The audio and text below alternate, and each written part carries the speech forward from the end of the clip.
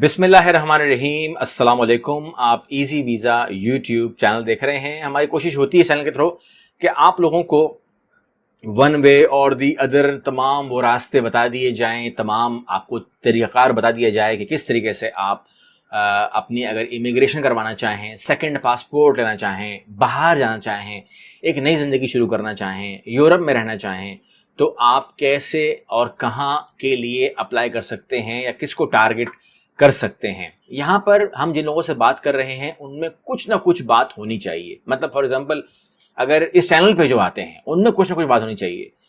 किसी में एजुकेशन होती है तो वो उसका प्लस पॉइंट है, किसी के अंदर हुनर बहुत ज़्यादा होता है, स्किल बहुत अच्छा होता है, वो उसका प्लस पॉइंट होता है, और किसी के पास इन्वेस्टमेंट होती है अपने लिए, मतलब किसी को देने के लिए नहीं, लेकिन वो उसका प्लस पॉइंट होता है। तो किसी इंसान का कोई ना कोई प्लस पॉइंट होता है, और दो जगह पर, तीन जगह पर, चार जगह पर अगर वो वीक है तो कोई बात नहीं, अगर एक भी उसके पास पॉइंट है तो वो रीज़न बन सकता है उसको उसके जो ख्वाब हैं उसकी ताबीर दिलाने के लिए।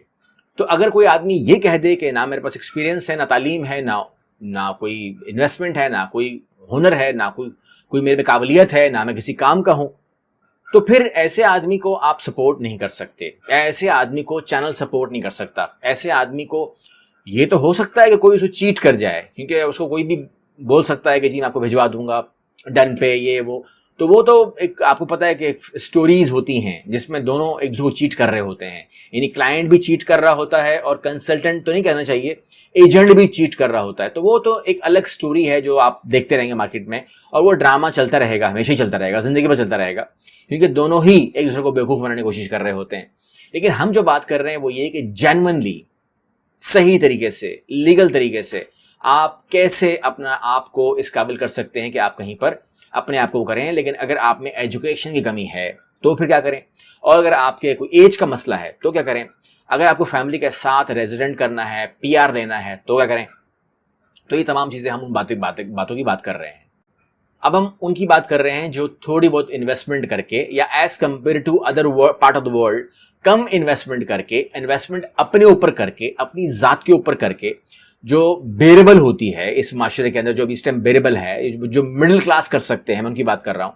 अमीर लोगों की बात तो नहीं कर रहा, वो तो आपको पता है कि वो कुछ भी कर सकते हैं, लेकिन मैं बात कर रहा हूँ जो अपनी प्रॉपर्टी रखते हैं, ज़मीनें रखते हैं, जायदाद रखते हैं, या कुछ ना कुछ बैंक बैलेंस रखते हैं। तो मैं उन लोगों की बात कर रहा हूँ, और उनकी तालीम भी कम है और उनकी कोई स्किल भी नहीं है, या वो कारोबार करते हैं। तो मैं ऐसे लोगों की बात कर रहा हूँ। ऐसे लोगों के लिए हम लाए हैं 5 ऐसे ममालिक जो आपको ऑफर करते हैं कि अगर आप ऊपर की चीज़ें नहीं है आपके पास, आइल्स नहीं कर सकता हूँ एंड सो ऑन, तो फिर आप क्या कर सकते हैं। ये तमाम चीज़ें आपको मैं दिखाने या बताने जा रहा हूँ। सबसे पहले आप अपनी लिस्ट के ऊपर नोट डाउन कर लें पुर्तगाल को। पुर्तगाल यूरोप में है। पुर्तगाल का पासपोर्ट आपको मिल सकता है। पुर्तगाल का पासपोर्ट 159 कंट्रीज, यानी कि 159 कंट्रीज के अंदर आप इस पासपोर्ट पर जा सकते हैं। और अगर आप पुर्तगाल के अंदर अपनी रेजिडेंट या पीआर की तरफ जाते हैं इन्वेस्टमेंट वीज़ा के ऊपर, आप भी रहिए, आपकी वाइफ भी रहे, आपके बच्चे भी रहें, पढ़ें, बिजनेस करें, जॉब करें, वटएवर, और आप बाकी यूरोपियन कंट्रीज़ के अंदर जो आप नाम सुनते हैं पूरे यूरोप कॉन्टिनेंट का, उनके अंदर भी आप जा सकते हैं फ्री ऑफ कॉस्ट। कोई इशू नहीं है आपका, बगैर वीज़ा के, मतलब आई मीन टू से, तो वो भी कोई इशू नहीं है। लेकिन ये तमाम चीज़ें पुर्तगाल आपको देता है। इसके लिए आपको क्या करना पड़ेगा, आपको एक इन्वेस्टमेंट करनी पड़ती है वहाँ पर, और वो खुद अपने हाथ से करनी पड़ती है, और ये है 2,80,000 यूरो की। अगर ये आप करते हैं तो आपको 6 साल के बाद पासपोर्ट भी मिल जाएगा, यानी कि आप एक प्रॉपर नेशनल हो जाते हैं। उससे पहले आप परमानेंट रेजिडेंट रहते हैं, परमानेंट रेजिडेंट तौर पर आप रहते हैं, और अपनी ज़िंदगी का आगाज़ जो है वो पुर्तगाल के तौर पर या इमिग्रेंट के तौर पर करते हैं, और आपको वो तमाम सहूलियात मिल जाती हैं जो एक पुर्तगाल के लोगों को मिलती है। आप एक यूरोपियन सिटीज़न कहलाते हैं दुनिया भर के लिए। और मैंने कहा 115 कंट्रीज के अंदर आप जा सकते हैं, और इसी दरमियान मैंने कहा कि जो भी आप करना चाहें एज अ रेजिडेंट, बिजनेस करें, पढ़ें, बच्चे पढ़ें, आपके काम करें, जॉब करें, वटएवर, जो भी आप करना चाहते हैं, कोई पाबंदी नहीं है। यूरोप आपको वेलकम करता है। आपको ये इन्वेस्टमेंट करनी पड़ती है फॉर योर होल फैमिली। अब बात करते हैं दूसरी कंट्री की, और उसका नाम है ग्रीस। उसकी इन्वेस्टमेंट पुर्तगाल से कम है, और वो है 2.5 लाख यूरो। अगर आप 2.5 लाख यूरो लगाते हैं तो ये तमाम सहूलियात जो आपको पुर्तगाल दे रहा है वो आपको ग्रीस दे सकता है। लेकिन ग्रीस के हालात जो हैं वो पुर्तगाल से अच्छे नहीं हैं, पहली बात। दूसरा, ये आपको 6 नहीं 7 साल वेट करवाएगा, तब आपको पासपोर्ट देगा। तो फिर हम और क्या ऑप्शन ले सकते हैं? तो हम तीसरे ऑप्शन पे आ जाते हैं, which is a very nice, a very good, एक बार कड़वा घूट तो है, लेकिन वो आपकी लाइफ बनाने के लिए बहुत है, और वो है जर्मनी।